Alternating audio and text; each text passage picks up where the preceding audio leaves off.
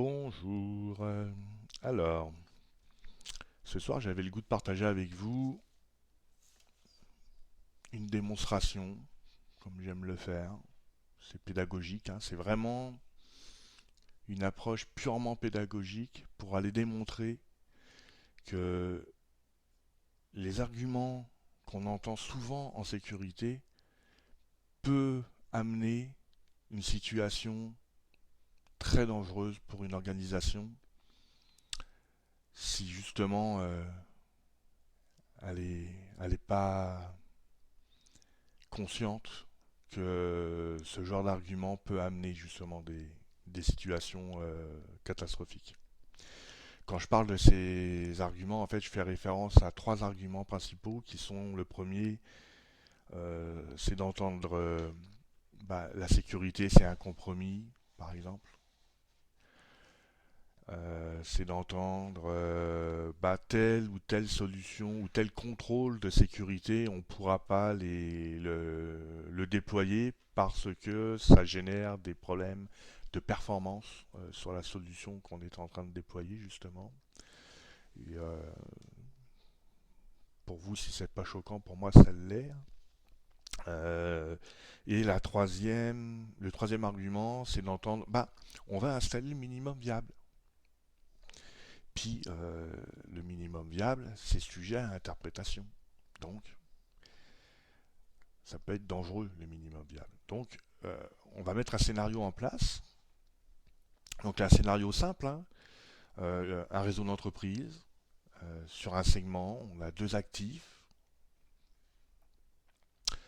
Donc, on s'aperçoit, bon, les couleurs sont assez explicites. Le vert, c'est le gentil, le rouge, c'est le méchant. Et on va démontrer que le scénario, c'est de dire, on met le minimum viable en place. Donc ça veut dire que les flux qui vont être consommés ne seront pas nécessairement chiffrés. Donc les flux en transit non chiffrés. Le data au repos non chiffré. Euh, la surveillance du flux en soi avec des solutions de sécurité, non, la sécurité étant un compromis, on décide de pas faire de surveillance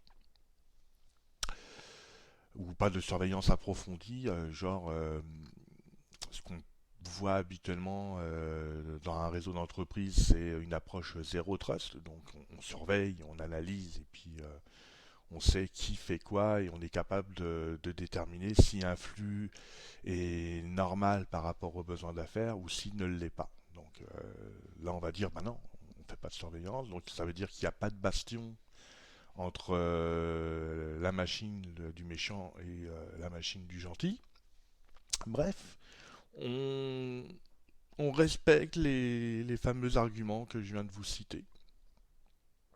Et si on fait ça, on s'expose à des choses plutôt cocasses, et je vais vous le démontrer. C'est juste le but de cette vidéo-là, c'est de démontrer que parfois,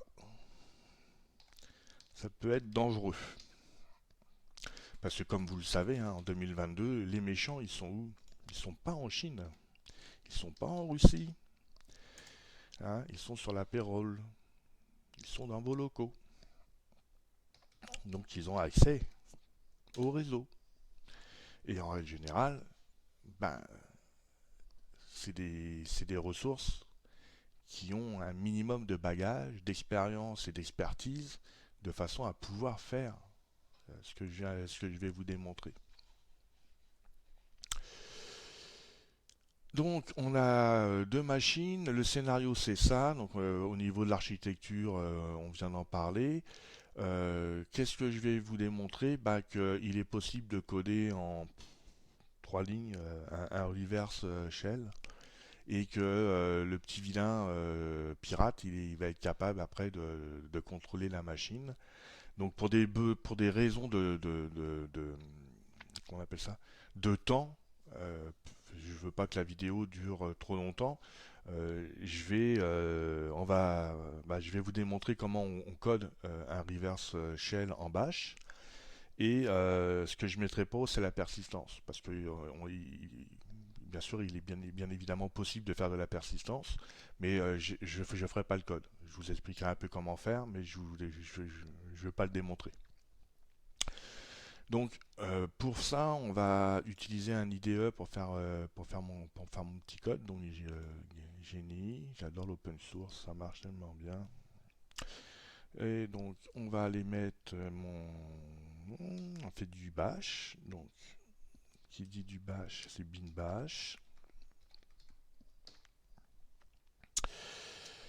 On va faire une fonction que je vais appeler le reverse. Ok, donc je vais essayer d'aller vite.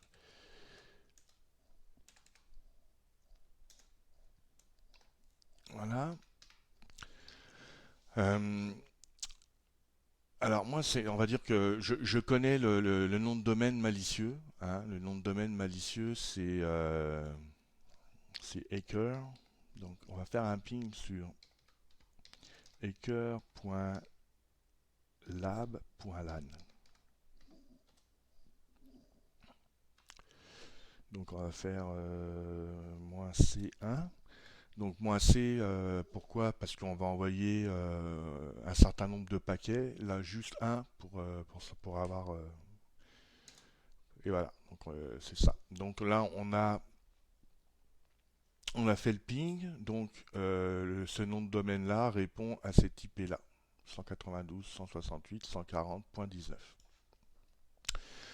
Moi, du côté de mon pirate, vu que je suis le pirate, ben, j'installe les outils que je veux, hein, puisque je suis administrateur de ma machine. Donc le pirate, lui, va utiliser, il va être à l'écoute avec l'outil Netcat. D'accord? Par contre, du côté de la victime, il n'y a pas nécessairement Netcat d'installer. Mais moi, je veux quand même pouvoir faire du reverse shell.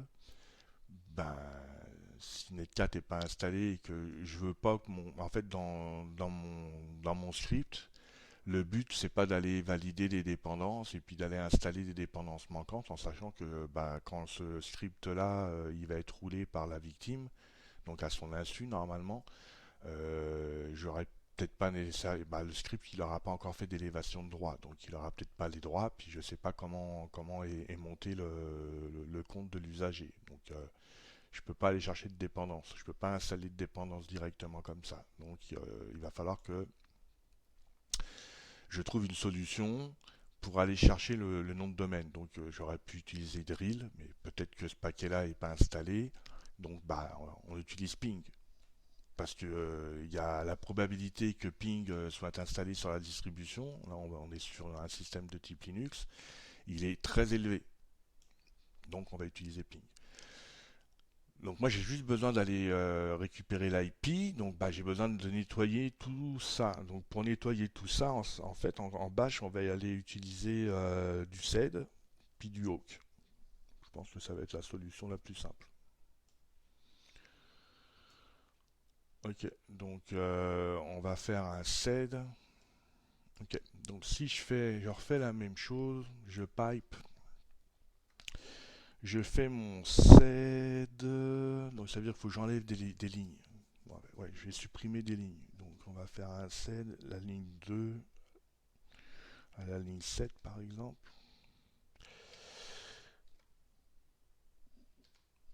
Voilà, puis ça normalement, je me retrouve uniquement qu'avec avec ça. Puis là maintenant, il faut que j'aille chercher. Donc là, on va faire un hawk, on va refaire un pipe, on va faire un hawk et on va aller simplement conserver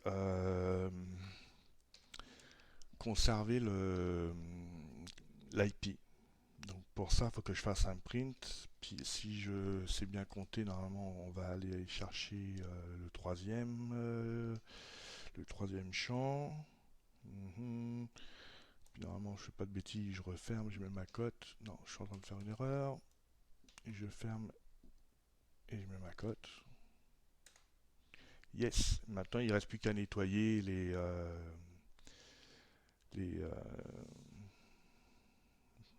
les choses qui sont là. Et ça, pour ça, on va utiliser du sed encore une fois. Ouais, ouais, c'est la meilleure solution. Donc on va faire un sed. Donc on va faire la substitution. Donc ça marche de cette façon-là. C'est comme ça. Mon petit crochet, il est là. Et puis après, je cote, double cote. Et là, je mets ce que je veux enlever. Je ferme correctement mon truc. Je ferme ça. Et normalement, je suis bon. Donc après, je remplace avec rien. Donc du vide. Je ferme ma cote. Et normalement, là, ça n'a pas fonctionné. Donc là, j'ai une erreur. Rogneux. Qu'est-ce que j'ai mal fait? Ah oui, comme ça. Voilà, donc là, j'ai ma commande. Parfait. Donc cette commande-là, on va aller la copier. Et on va y dire que cette commande-là, moi je veux que le résultat de la commande arrive dans une variable. Donc on va faire un ping. Bon, je vais appeler mon truc ping. Pourquoi pas. Et pour que ça puisse être dans une variable, ça se fait de même. Et à l'intérieur, je colle justement ce que je viens de tester.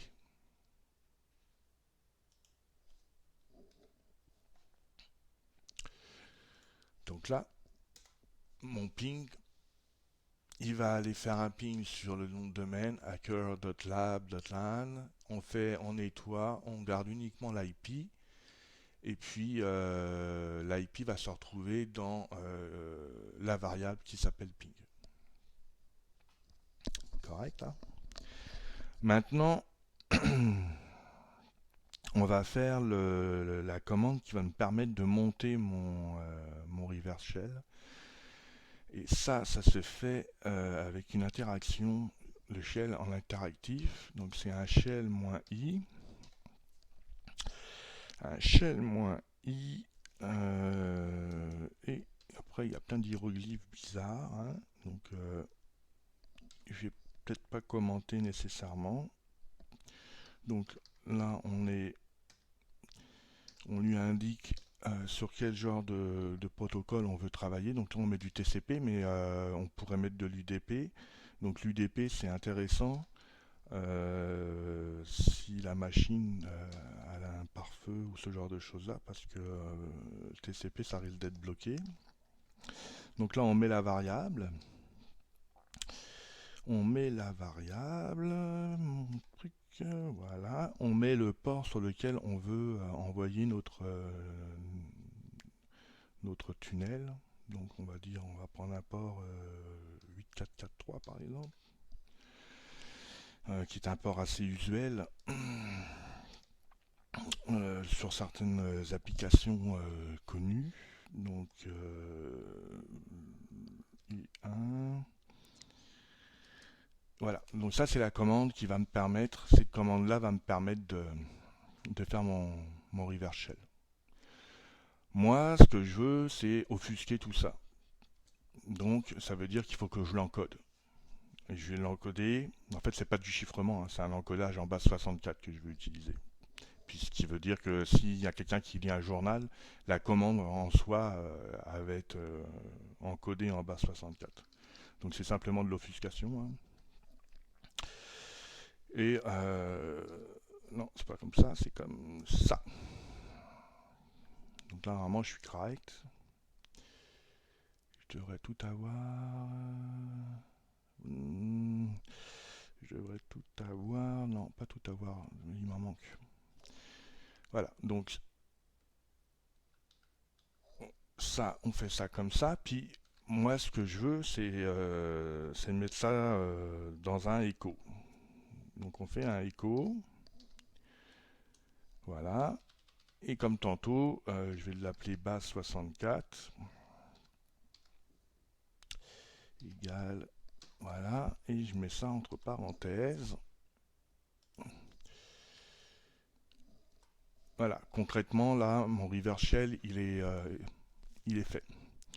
Donc là, ça veut dire que mon reverse shell, je fais un écho dessus, ok, je le, j'y passe un base 64 pour l'obfusquer, puis il va me rester à exécuter cette commande qui va se retrouver dans la variable base 64. Bah, comment je fais?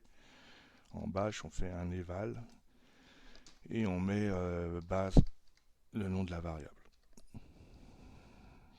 Voilà, donc là, mon reverse shell, il est fonctionnel.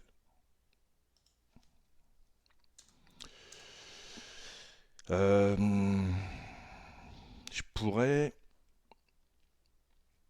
je pourrais par exemple, on va faire autre chose. On va faire une autre variable, pas une autre variable, mais une autre fonction.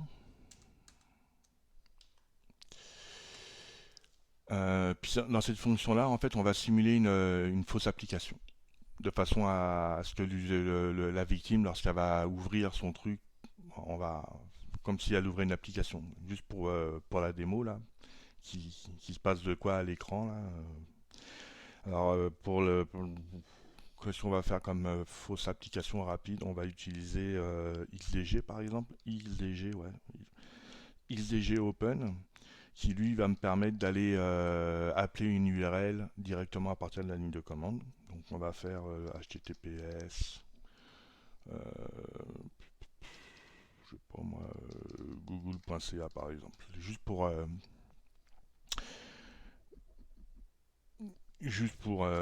l'exemple. Donc on fait un et puis là on va aller appeler on va aller appeler la fonction reverse. Voilà. Puis maintenant que j'ai tout ça, bah, je fais un petit clear et puis on va faire comme ça, clear et puis là j'appelle quoi? J'appelle euh, fake fake app. Ouais, voilà. Donc ça, on va l'enregistrer. Donc enregistrer sous. On va se mettre sur le bureau. On va appeler ça reverseshell.sh. J'enregistre. Voilà. Maintenant que ça c'est fait, on va faire un clear là-dessus.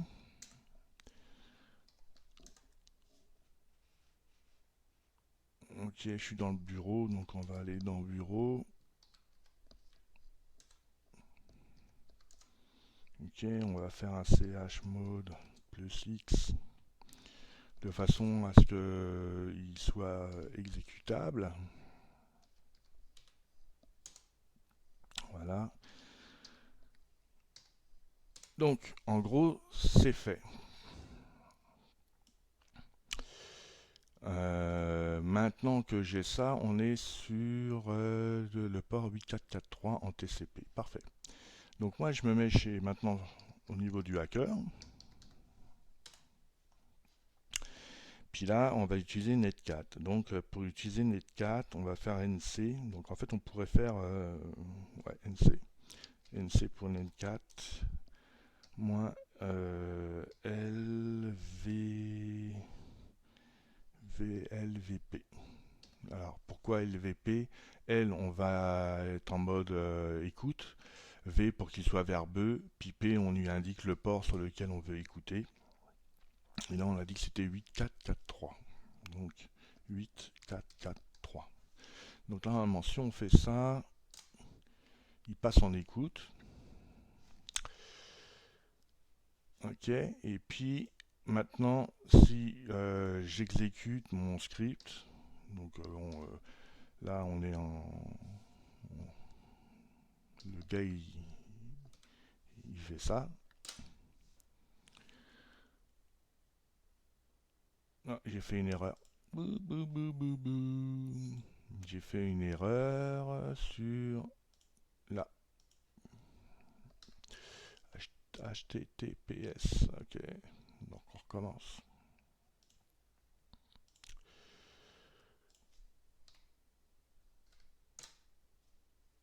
Donc,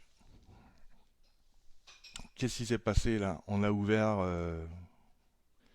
le furteur, donc on l'appelle google.com ou .ca, je sais plus lequel j'ai appelé là, mais bref, on l'appelle Google.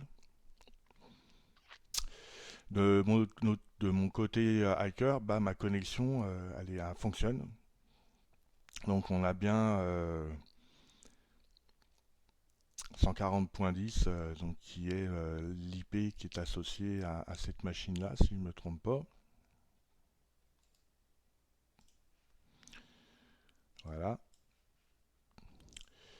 Et là, on est, si je fais un Who am I,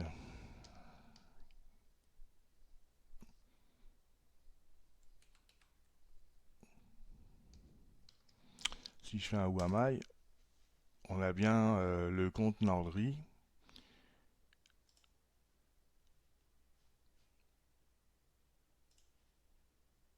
Donc on a bien le compte Nordry. Donc ça fonctionne. Si je demande le PID de Firefox,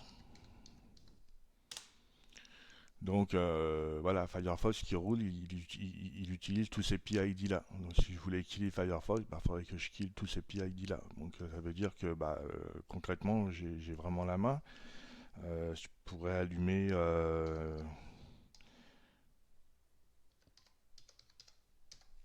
la calculatrice, voilà, etc. Bon, j'allumerais pas la calculatrice si j'étais le méchant, puisque voilà, je veux être le plus invisible possible. Donc,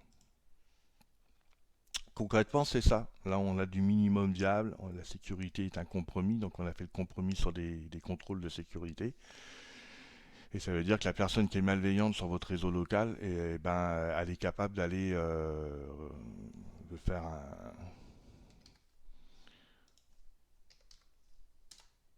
un LS sur votre truc, donc de lister vos répertoires, d'aller chercher des fichiers, de faire de l'élévation de droit, de faire de la persistance. Je pourrais, pour faire de la persistance, tout simplement aller mettre dans le startup des applications de cette distribution-là, le script qui me permet de rouler mon tunnel là. Puis si personne va voir, personne ne le saura en fait. Donc en gros, c'est super dangereux, c'est super important de s'assurer que qu'on fasse au minimum, le minimum viable. Pour moi, en sécurité, en fait, c'est tout simple, hein. C'est euh, on essaye de coller le zéro trust, la notion de zéro trust. C'est super important en 2022. Donc zéro trust, c'est simple. On trust personne. Donc ça veut dire que tes flux, même quand tu es du côté LAN, tu les chiffres de bout en bout. Tes datas sur tes machines, tu les chiffres au repos. Donc là, la machine est en fonction. Donc ce qui a été chiffré au repos, le chiffrement, là, c'est vraiment pas. Si j'arrive à faire mon reverse proxy, je suis capable d'aller récupérer des fichiers. Je pourrais avoir des YAML de configuration, je pourrais avoir des XML de configuration, je pourrais avoir plein de choses. Après, c'est l'imagination du pirate qui fait en sorte que je pourrais chiffrer le disque si je voulais d'ici directement. Chiffrer un disque sous Linux, ça se fait très rapidement. Bref, je pourrais être très méchant. Donc, voilà. Mettez de la sécurité, chiffrez vos communications, mettez du sniffage ou du contrôle applicatif sur vos flux. Normalement, je ne devrais pas pouvoir utiliser. Si je fais. On va aller voir là, je vais vous faire voir de quoi là. On va zoomer un peu. Mais si je fais un netcat sur les connexions TCP et UDP, donc T pour TCP, U pour UDP, J'ai dû faire une erreur. Netcat, c'est pas comme ça que ça s'écrit. NETCAP, ok. NETCAP, moins T, moins U, moins TU.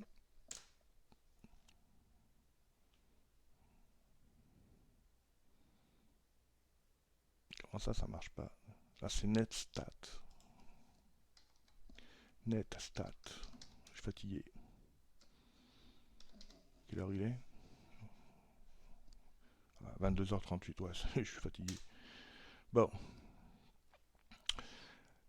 c'est ça. Netcat, là, bon, qu'est-ce que je peux. Est-ce que je vois quelque chose de malicieux en fait? Bah, en fait, je vois que j'ai des communications sur du AWS, EC2, ça ressemble à AWS, donc j'ai du FUT. Ah, puis j'ai mon hacker, il est là, mon hacker.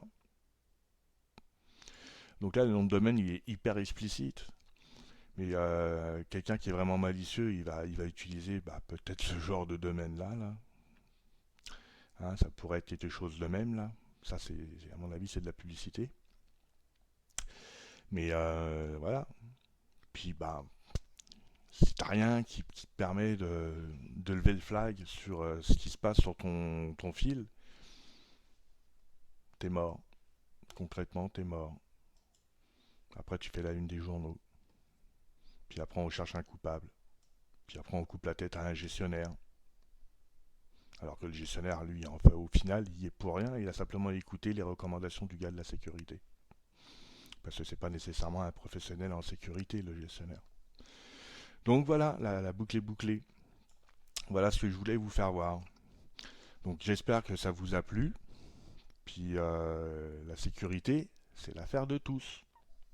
Voilà. Donc bonne soirée les amis.